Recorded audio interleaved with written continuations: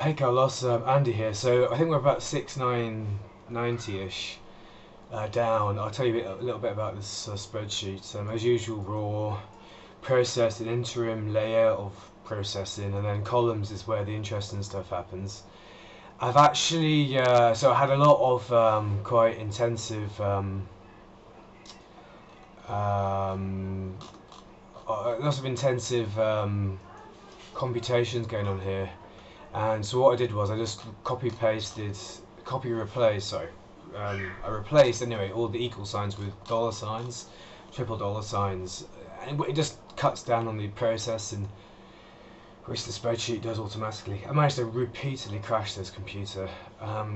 It's not, it's aging a bit, so it's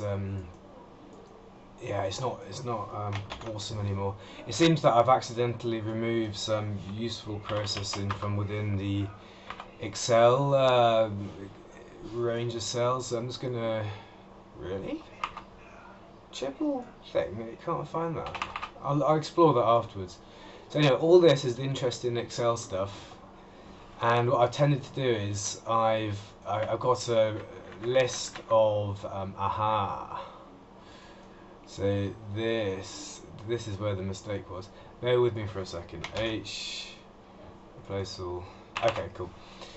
Alright, so this is like a lookup table, and I've specified the music in terms of, so we had lots of different types of music, but these are broadly categorized into these categories. And one odd one, holding out for a hero, is campaign, and that's actually the company's. I think they're going to use it for advertising, I guess, but it's like the odd one out. All the other ones are types of music, whereas campaign's something a bit different. What you'll find is that we have music ID here, which corresponds to the music. We also have music type, which corresponds to the type, and that's it. But let's just progress a little farther. So, scale, we have spiciness. That's from 1 to 10. They're all from 1 to 10, except for money, which is 0 to infinity, I guess. But money is slightly different in that I've got a little formula here, such that if the money is over some silly amount. Well, first of all, the money's filtered according to whether or not it's plus or minus 3 standard deviations, and if it is so, it's replaced with the nearest non-outlying value. But also, I did a little.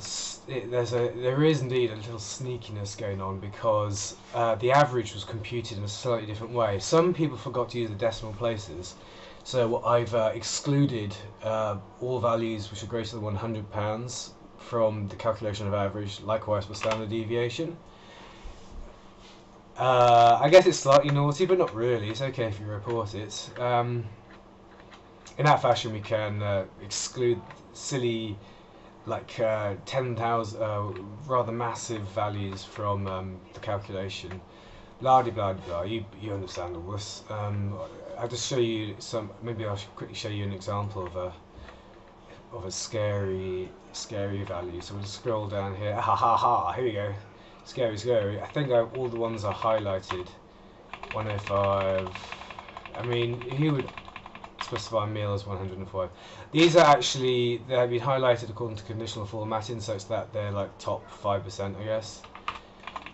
So the colour just highlights large ones, but there is a one truly uber massive large one somewhere. It's like 10,000, and you'd imagine if you included that 10,000 into an average calculation, it will slightly alter your computation. It doesn't matter really, does it? Okay, I won't bother continuing. So this is, I think it's pretty straightforward, really. So I was just going to. Robin's calling me. Robin, shush. Apparently there's a really cool feature of Excel where you can like do like map graphs. So I'm going to explore map graphs. So you can like specify according to geographical location 3D map. Here we go. Open 3D maps, and I'll explore that. I mean, just map. The customer or what have you is really keen on north versus south. Ah, silly. Can I not just click on it and I'll do it? Ugh. Anyway, I'll explore that. He's really keen on north versus south, so I guess they're northern and they want to prove that northerners are a bit different from southerners.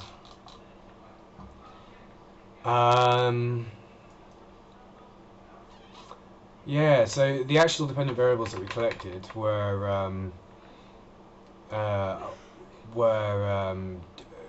how much would the meal cost and how spicy did you think it was? How well matched did the music go with the food? If there was such some trials there was no 0. Here we go. Some trials there was no music, and whether the person's northern, favourite food, health and hunger, etc, etc.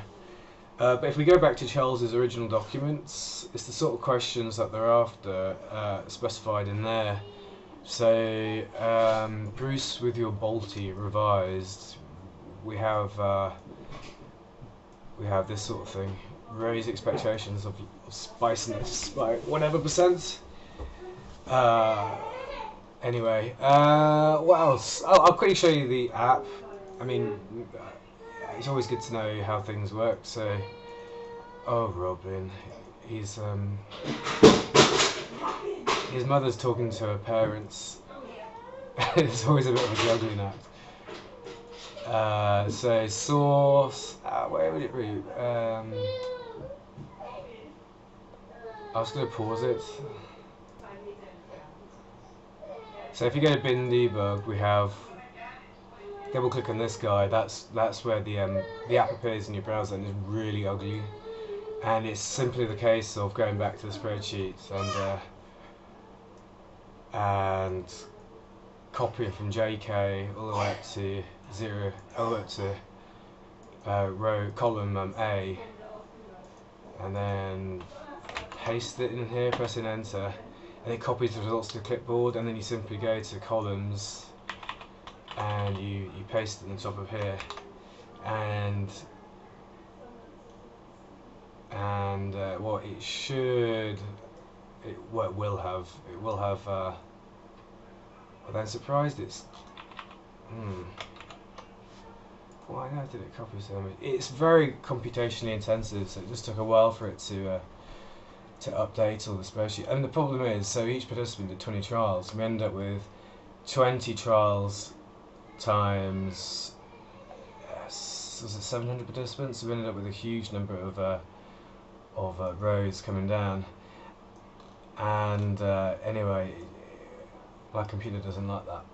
I think I've just covered everything. I mean, we can talk later. My plan is to do some ANOVAs. I don't know how appropriate they are.